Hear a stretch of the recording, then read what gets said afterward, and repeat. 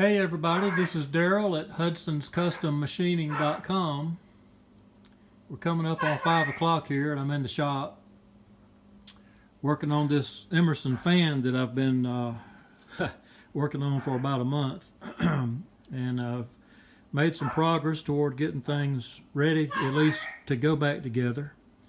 I've not started any of the reassembly yet, but I just wanted to show where I'm at. It's been about 3 weeks, maybe 4, since I've done a video or any kind of update on what's going on here with this thing. So first, I guess, let me give a shout out to my friend Rick Powell up in Kalamazoo, up in Michigan. I sent all the cast iron, the base and the motor housing here, and there's the front end bell, the gearbox, the struts, the handle for the top of the motor. All that went to Rick, and Rick has perfected the art of Japanning finishes. And for those of you that aren't familiar with Japanning finishes, you can Google it, look it up. It's a matter of mixing asphaltum, linseed oil, and turpentine, making a mixture of it, and it gets baked on, I think, at 350 degrees for some length of time. I don't know, 45 minutes maybe, I think comes to mind. But anyway, Rick has been doing some very, very fine Japan finishes, and I typically, over the last 35 years, or close to 40 now, I guess, have been painting these fans in lacquer, in black lacquer, because lacquer very closely represents the original look that you got with the Japanning. This Japan is a real hard finish. It goes on and it actually will chip like porcelain. It's a very hard finish, so it's very durable.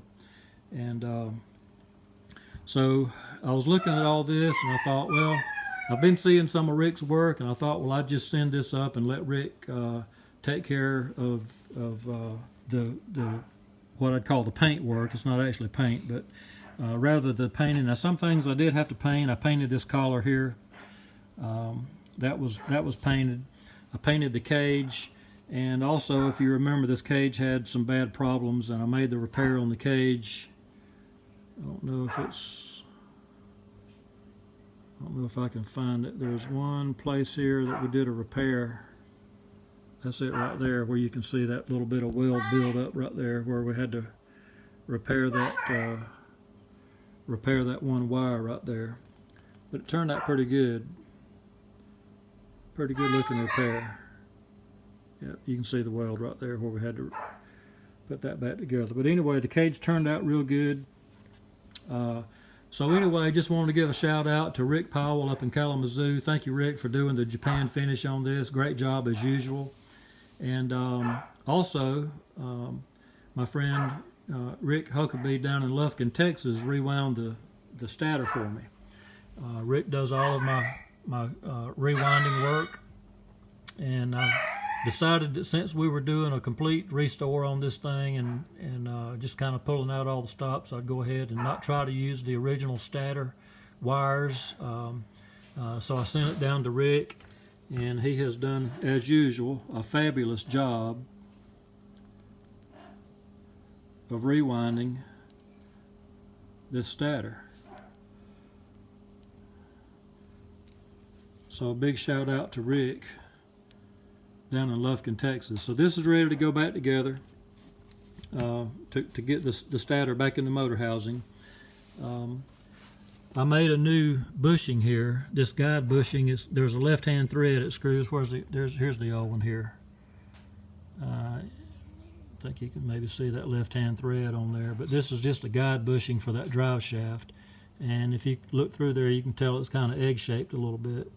So I made the new bushing there, got it in the motor, and working towards getting this back together. I still got to go through the gearbox and get some things taken care of in the gearbox. I kind of cleaned up just a little bit. I still got a long way to go. I basically just got all the dirt off, and I'm starting to, I'll have to work on that cage badge. And here's the motor tag. If you remember from the first video, it's cleaning up pretty good, but I've still got a lot of polishing to do to it, and I'll probably have to paint, put the black back in the background. So we'll polish the brass, we'll paint the whole thing black, and then we'll go back and we'll remove all the black off the tops of these. These letters are raised up just a little bit. Hopefully they got enough relief on those letters right there. I can go back and take the black off of there and get that tag looking good again. So that's something still yet to do. Also, big shout out to my friend Tom Newcity down in Arkansas. I sent Tom the switch. Look what a beautiful job Tom did on this switch. That's the original porcelain switch plate. He made all new laminates, all these laminated plates here, and put his mark on it there. And he put on there, this is a 27666. So he's rewound the choke coil there, got this all ready to go back together. So the switch is looking real good. Thank you, Tom, for the switch. And also, thanks for sending me this bottom cover plate here. When I got this fan, the cover plate was missing altogether on it. But this is what goes up underneath the base. The base is set on top of here, and of course the switch would be inside there.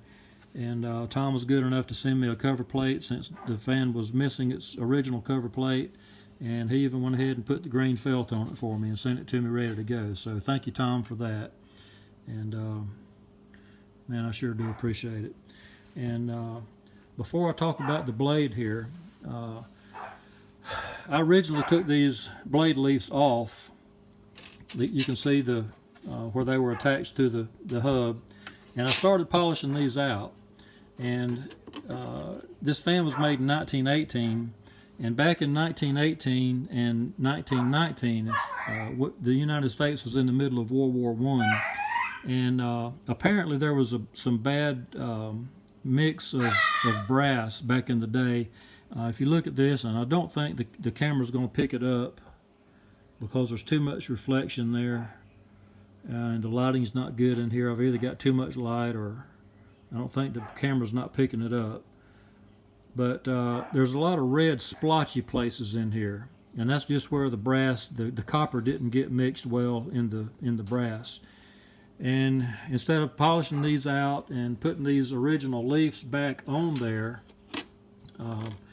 I called my friend Nick Luce up in Quincy, Illinois, and asked Nick if he would send me 6 new blade leaves for this Emerson blade here. I thought Nick was having the leaves laser cut or maybe water jetted out, but Nick said no. He said, I cut them out by hand, just as I need them. So he said, why don't you just send me the blade and I'll take care of it for you. So I did. I sent the blade up there, and Nick made all new leaves for it.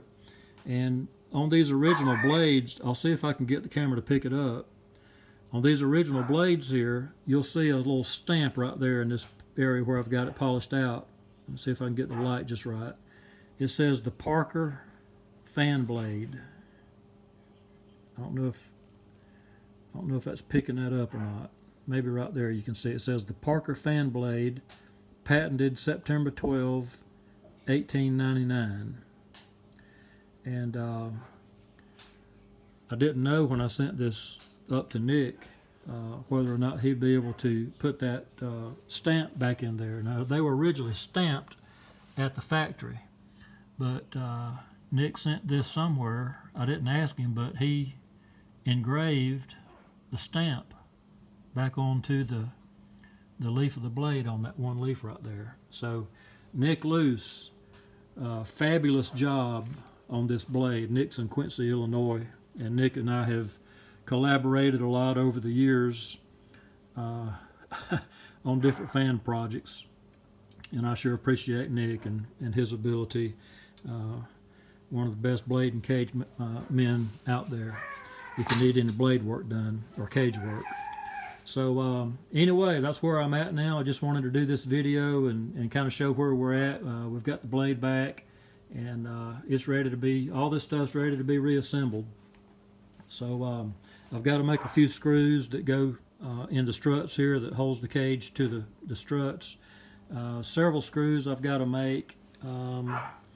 Let's see, this screw here is the one that goes in the base right here, and that's what holds this pivot knuckle in that holds the motor up there. And if you recall, on I think it was video part number 2. I think it was part 2 of this video.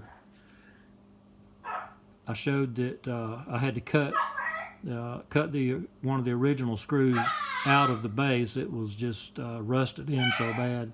So I've got to make a couple of these, and I'm probably going to do these in brass and give it a little bit of bling contrast to that black base there.